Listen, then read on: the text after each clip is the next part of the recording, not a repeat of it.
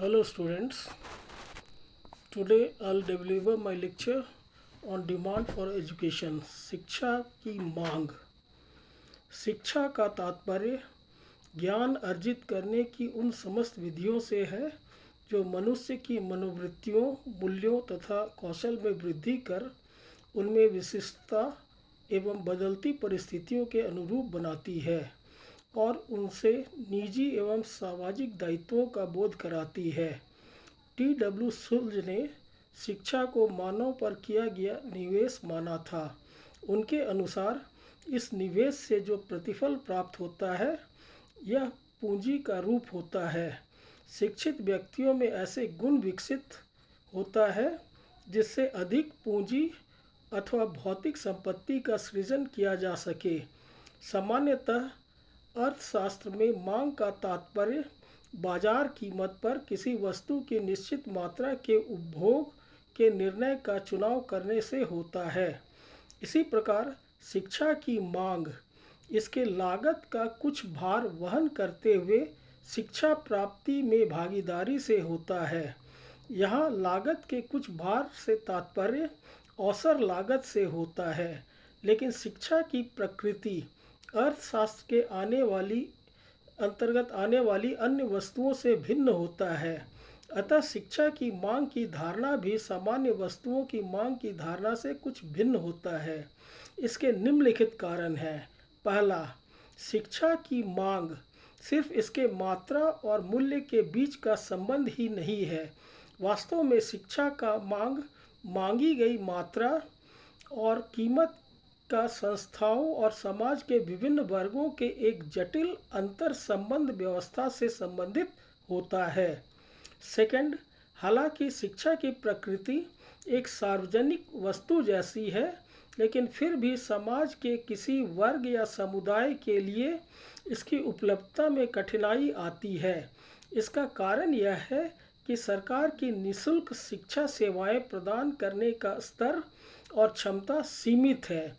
इसका एक और बड़ा कारण यह है कि निजी संस्थाओं द्वारा प्रदान की जाने वाली शिक्षा का स्तर प्रायः सरकारी शिक्षण संस्थाओं से बेहतर होता है। अतः निम्न आय वर्ग के लोग भी अपने बच्चों को सरकारी शिक्षण संस्थाओं में न भेजकर निजी शिक्षण संस्थाओं में भेजते हैं।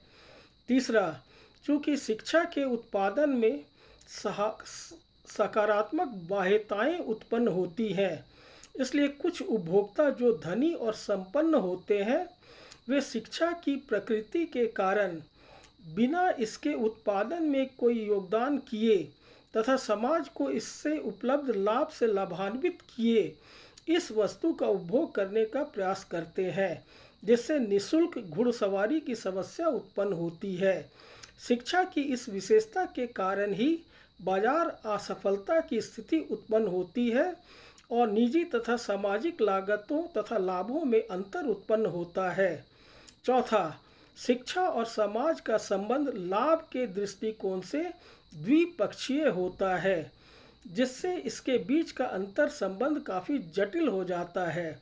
इसलिए शिक्षा की मांग की व्याख्या को एक सामान्य वस्तु की मांग के समान नहीं किया जा सकता। इस प्रकार शिक्षा की प्रकृति एक सामान्य वस्तु से भिन्न होती है। शिक्षा की मांग का विश्लेषण करने से पहले हमें इस बात पर भी विचार करना होगा कि हम शिक्षा को एक उपभोग की वस्तु मान रहे हैं या विनियोग की वस्तु।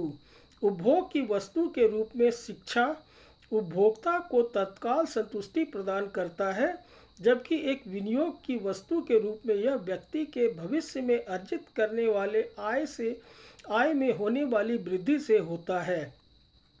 उपभोक्ता वस्तु के रूप में शिक्षा लोगों के सामान्य सामाजिक जीवन के ज्ञान में वृद्धि करता है। इस दृष्टिकोण से व्यक्ति शिक्षा की प्राप्ति में लगने वाली मौद्रिक लागत जैसे शिक्षण शुल्क को ध्यान में रखकर इसकी मांग करता है, लेकिन एक विनियोग वस्तु के रूप में शिक्षा की मांग करते वक्त लोग इस शिक्षा को प्राप्त करने की लागत और इसके अनुमानित लाभ को ध्यान में रखता है। अनुमानित लाभ से इस शिक्षा से जीवन भर में अर्जित होने वाले सामाजिक तथा बौद्धिक सुविधाओं को सम्मिलित किया जाता है, जबकि इस शिक्षा को प्राप्त करने के लागत के अंतर्गत सभी प्रकार के शिक्षण शुल्क, रहन सहन का खर्च, किताब, कागज इत्यादि वस्तुओं पर होने वाले खुदरा खर्च को सम्मिलित किया जाता है। विनियोग की वस्तु के रूप में लागत के अंतर्गत अवसर लागत को शामिल किया जाता है। यह अवसर लागत का तात्पर्य उस आय से होता है जो व्यक्ति यदि स्कूल या कॉलेज न जाकर उतने समय में दूसरे कार्य करके अर्जित कर सकता था। इस प्रकार विनियोग वस्तु के रूप में शिक्षा की मांग मुख्य रूप से शिक्षा से अनुमानित प्रतिफल की दर पर निर्भर करता है। जब तक अनुमानित प्रतिफल की दर ब्याज की बाजार दर से अधिक होगा, विनियोग की वस्तु के रूप में शिक्षा की मांग की जाएगी। उपभोग तथा विनियोग वस्तु के रूप में शिक्षा की मांग को दो भागों में बांटा जा सकता है। पहला व्यक्तिक अथवा निजी मांग, इंडिविजुअल और प्राइवेट डिमांड, तथा दूसरा सामाजिक मांग या सोशल डिमांड। व्यक्तिक मांग का तात्पर्य एक व्यक्ति द्वारा शैक्षिक व्यवस्था में नामांकन से हो सकता है, जबकि शिक्षा की सामाजिक मांग सभी व्यक्तिक मांग के कुल योग के बराबर होता है। व्यक्तिक शिक्षा की मांग का आंकड़ा प्रत्येक घरों से इकट्ठा किया जाता है, जबकि सामाजिक शिक्षा की मांग की गणना राज्य स्तर पर या देश के स्तर पर होता है। कुछ अर्थशास्त्रियों ने शिक्षा की मांग को एक सामान्य वस्तु की मांग के रूप में दिखाने का प्रयास किया था तथा इसके मांग के फलन को एक एक्सपोनेंशियल डिमांड फंक्शन के रूप में व्यक्त करने का प्रयास किया था। यहाँ d is equal to function of y power a p power b के बराबर दिखाने का प्रयास किया था। यहाँ d शिक्षा की मांग, y आय तथा p शिक्षा का लागत है तथा a और b कांस्टेंट है।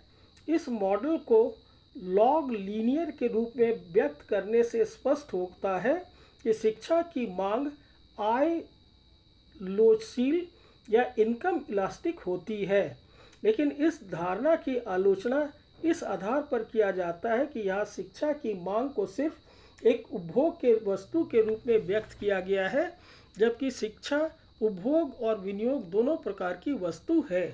एक निश्चित समय में किसी देश में शिक्षा विभिन्न स्तरों पर एक जटिल प्रक्रिया के अंतर्गत दी जाती है, जिसमें कुछ स्तर आपस में एक दूसरे से संबंधित होते हैं तो कुछ स्तर पूर्णतः गैर संबंधित होते हैं।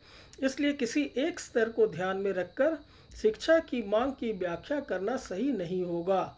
इसके अतिरिक्त शिक्षा की मांग अल्पकाल और दीर्घकाल दोनों को ध्यान में रखकर किया जाता है, इसलिए किसी एक अवधि को ध्यान में रखकर शिक्षा की मांग का विश्लेषण सही नहीं होगा। शिक्षा पद्धति और समाज भी निरंतर परिवर्तनशील है, इसलिए शिक्षा की मांग की व्याख्या करने के लिए बदलते सामाजिक और शैक्षिक पद्धति को भी ध्यान में रखना आवश्यक होता है। शिक्षा की मांग का अधिकांश विश्लेषण निवेश या प्रतिफल की दर पर केंद्रित है। उपभोग पक्ष की व्याख्या प्रति विद्यार्थी द्वारा किए गए व्यय को प्रति व्यक्ति आय के रूप में किया गया है। ब्लॉग ने 1966 में शिक्षा के सकल मांग की चर्चा करते हुए कहा था कि जब तक शिक्षा से प्राप्त प्रतिफल की दर RE बाजार से प्राप्त प्रतिफल अर्थात शेयरों और डिबेंचरों के औसत प्रतिफल की दर यानी RB से ज़्यादा होगा तो शिक्षा की मांग की जाएगी। यहाँ RB का तात्पर्य बॉन्ड पर दिए जा रहे ब्याज की दर से है। इन्होंने शिक्षा की मांग को एक रेखा चित्र के द्वारा दिखाया है। इस रेखा चित्र में OX रेखा पर शिक्षा की मात्रा तथा OY रेखा पर बॉन्ड पर दिए जा रहे ब्याज की दर RB तथा शिक्षा से प्राप्त प्रतिफल RE के अनुपात को दिखाया गया है। DE शिक्षा की मांग की रेखा है जिसे मानव घंटे के रूप में मापा जाता है। शिक्षा की मांग की रेखा यह दिखलाता है कि RB डिवाइडेड बाई RE का अनुपात जैसे जैसे घटता है वैसे वैसे शिक्षा की मांग में वृद्धि होता है। इस प्रकार शिक्षा की मांग को लंबी अवधि के निवेश तथा लंबी अवधि के प्रतिफल को ध्यान में रखकर किया जाता है। सामाजिक रूप से कहा जा सकता है यदि निवेश प्रतिफल सकारात्मक होगा तो शिक्षा की मांग बढ़ेगी। इसके अतिरिक्त शिक्षा सेवाओं की मांग में वृद्धि होगी यदि पहला जनसंख्या में वृद्धि होता है, दूसरा आर्थिक विकास होता है तथा तीसरा शिक्षा की पूर्ति जब मांग पर दबाव बनाती है। इनके अतिरिक्त शिक्षा की मांग निम्नलिखित तत्वों पर भी निर्भर करता है। पहला, स्कूलों द्वारा पाठन शुल्क के रूप में ली जाने वाली रकम, tuition fee charge by the schools. यदि पाठन शुल्क ज़्यादा होगा तो निम्न आय वर्ग के लोग अपने बच्चों को स्कूल में पढ़ाने में असमर्थ होंगे तथा शिक्षा की मांग कम होगी। यदि पाठन शुल्क कम हो या निःशुल्क हो तो अधिक लोग बच्चों को पढ़ाने के लिए उत्सुक होंगे। सेकंड, स्कूलों के अन्य अनुपूरक वस्तुओं और सेवाओं पर खर्च की रकम, prices of other complementary goods and services of the schools, school की पोशाक, हॉस्टल का फीस, यातायात की फीस, कॉपी किताब इत्यादि पर खर्च की रकम भी शिक्षा की मांग को निर्धारित करता है। यदि यह खर्च अधिक होगा तो गरीब निम्न आय वर्ग के लोग इस खर्च को वहन करने में असमर्थ होंगे और वे शिक्षा की कम मांग करेंगे। तीसरा, प्रतिस्थापन वस्तुओं सेवाओं की कीमत, prices of substitute goods and services. पारंपरिक शिक्षा के विकल्प के रूप में औद्योगिक एवं व्यावसायिक प्रशिक्षण को देखा जाता है। यदि इस प्रकार के प्रशिक्षण का खर्च बुनियादी शिक्षा से कम है तो निम्न आय वर्ग के लोग इस प्रकार के प्रशिक्षण कार्यक्रम की ओर ज़्यादा आकर्षित होंगे। इस प्रशिक्षण के बाद वे आय अर्जित करने योग्य हो जाते हैं और इसमें समय भी कम लगता है। ऐसी स्थिति में शिक्षा की मांग कम होगी। चौथा, अवसर लागत या अपॉर्चुनिटी कॉस्ट। यह वह धनराशि है जो छात्र बुनियादी शिक्षा प्राप्त करने के बदले अर्जित कर सकता था। यदि छात्र पढ़ाई नहीं करता तो अवश्य ही वह कोई ना कोई काम करता जिससे उसे आय की प्राप्ति होती। अतः बुनियादी शिक्षा को प्राप्त करने के लिए उसे इस आय का त्याग करना पड़ता है। यह छात्र का अवसर लागत कहलाता है। यदि यह अवसर लागत अधिक है तो छात्र बुनियादी शिक्षा की ओर कम आकर्षित होंगे और शिक्षा की मांग कम होगी। फिफ्थ, परिवारों की संख्या, number of families in the country. एक देश में परिवारों की संख्या कितनी है, इस पर भी यह निर्भर करता है कि देश में शिक्षा की मांग क्या होगी। यदि परिवारों की संख्या अधिक है तो शिक्षा की मांग भी अधिक होगी और यदि यह कम है तो शिक्षा की मांग भी कम होगी। सिक्स्थ, परिवारों की औसत आय के रूप में देश के आय का वितरण, distribution of income in the country among families shown by the average income. यदि परिवारों की औसत आय का स्तर ऊंचा है तो वहाँ शिक्षा की मांग अधिक होगी और यदि कम है तो शिक्षा की मांग भी कम होगी। सातवां, शिक्षण संस्थाओं की अवस्थिति, लोकेशन ऑफ एजुकेशनल इंस्टीट्यूशंस। शिक्षण संस्थाओं की अवस्थिति भी यह निर्धारित करता है कि शिक्षा की मांग क्या होगी। यदि शिक्षण संस्थान आवास के निकट है तो अधिक बच्चे वहां नामांकन कराएंगे और शिक्षा की मांग अधिक होगी। लेकिन यदि स्कूलों की दूरी अधिक है और आवागमन की उचित व्यवस्था नहीं है तो लोग बच्चों को वहां पढ़ाने के लिए भेजने को उत्सुक नहीं होंगे और शिक्षा की मांग कम होगी। एट्थ, शिक्षा से प्रत्याशित लाभ का अनुमान, एक्सपेक्टेड बेनिफिट्स फ्रॉम एजुकेशन। यदि लोगों को शिक्षा से प्राप्त होने वाले लाभ की प्रत्याशा अधिक है तो वे शिक्षा की अधिक मांग करेंगे, लेकिन यदि उनके लाभ की प्रत्याशा कम होगी तो वे शिक्षा की मांग भी कम करेंगे। नाइन्थ, विद्यार्थियों की प्रतिभा, टैलेंट ऑफ द स्टूडेंट्स। अधिक प्रतिभावान विद्यार्थी शिक्षा की अधिक मांग करेंगे क्योंकि उनकी शिक्षा से प्राप्त होने वाली प्रत्याशित सीमांत लाभ अधिक होगी, लेकिन कम तेज या मंद बुद्धि वाले व्यक्तियों को शिक्षा के प्रति रुचि कम होगी और वे शिक्षा की कम मांग करेंगे। 10th, वर्तमान तथा भविष्य में होने वाले लाभ की तुलना, comparison between current and future gains. लोगों को यदि शिक्षा से भविष्य में होने वाले लाभ वर्तमान लाभ की तुलना में अधिक लगेगा तभी वे शिक्षा की अधिक मांग करेंगे, अन्यथा शिक्षा की मांग कम होगी।